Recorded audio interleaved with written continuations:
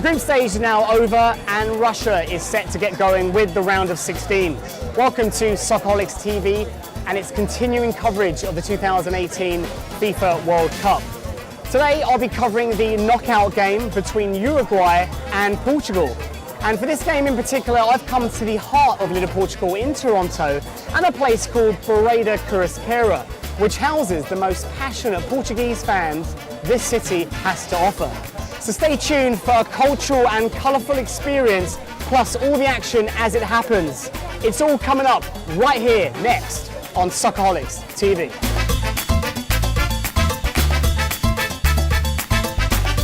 So here we are at Bairrada Churrasqueira. It's a really cool place in Portugal, in little Portugal. I've never been here before. So I'm British. I'm trying to learn about the culture of all the different areas in Toronto.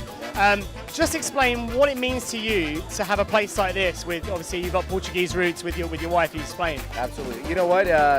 It's great to be able to take kind of a little bit of Portugal and drop it in the middle of Toronto. And this is kind of our go-to place. I mean, listen, it was a fight to just get this many seats together. So with a big family, you can imagine it's really challenging. But to be able to be here and be surrounded by Portuguese fans and cheer on our team is massive. All right, so the game ahead, here we go, round of 16. You had a kind of a tough group, but now you're here, you're in against Uruguay. Yeah. What's your chances, you think, going forward?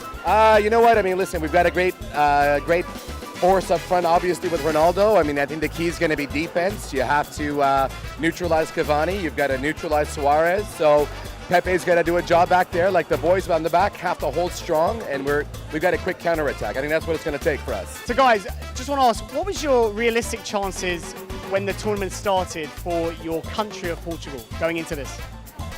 Well, you know, we are the European champions, so coming off a strong Confidence? tournament. A little bit, but you know, we can't take it easy.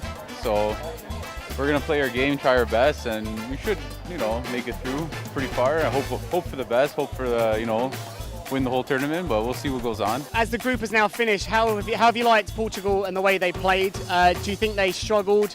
I mean, you know, the draw against Spain was good, and then a couple of not so good performances, I would say, against, you know, Morocco and Iran. What do you think? Yeah, I mean, for whatever reason, they always seem to start off slow, but, you know, with these major European tournaments or world tournaments, the teams that, you know, get better as the tournament goes on really prove to be the winners at the end. So hopefully that's the case for Portugal. They just build on the group and progressing and just get those wins. Verdict going into this, will it go into penalties, or will there just be a result at the end of the 90? What we want is no penalties. But I think it's going to be close. Yeah, I say 2-1 Portugal, close game. I say probably finish in extra time, not penalties, but I would say a draw going into the end of 90 minutes, and probably someone finishes it in extra time. Hopefully Portugal. All right, it's going to be exciting, and I'm sure one thing we can definitely count on is the controversial VAR. We'll be making a few appearances, I'm sure, during this match. The first half's coming up.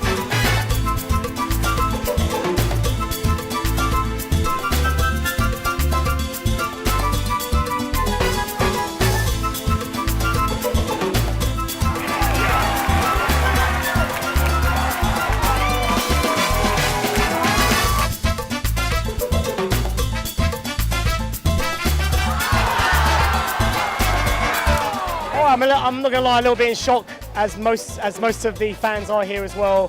Portugal now out of the World Cup, losing 2-1 to Uruguay at the end of 90 minutes. I'm here with Joe. Joe, what's your thoughts on the game, how they played, and how are you feeling right now as someone from Portugal? I think Portugal played very good, but I got to play more for the line, from the side, because too much in the middle. And the other team, they take 2 chances and score 2 goals. We got more possession, more shots, more everything more, but and we need our best player to come up in big games. He didn't today. So I'm here with Akash. Akash is a Man United fan. He's been on a few of our videos from O'Grady's before. I thought it'd be great to ask someone who isn't of Portuguese descent his view on how the game is and obviously on the atmosphere here. So Akash, first of all, let's talk about the game. Are you? I'm in a bit of shock right now. I'm not going to lie. Like I said to the other guy I just interviewed, Portugal out of the World Cup at the round of 16 stage. How do you feel?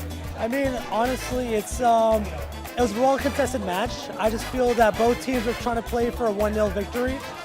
very stagnant in certain movements of the play, and unfortunately they took their chances, of course, but there wasn't much emphasis on picking more or taking advantage of what's happening. And unfortunately, same like Argentina against Portugal has a problem where they rely heavily on one player. There's 11 players on the pitch.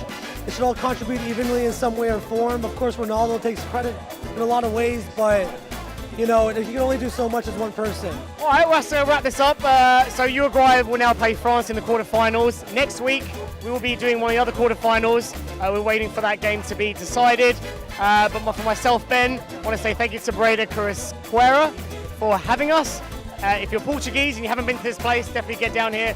Good food, good culture, and it's all about soccer at this place. Thanks to everyone. Thanks for watching this episode. We'll see you next time on Soccerholics TV.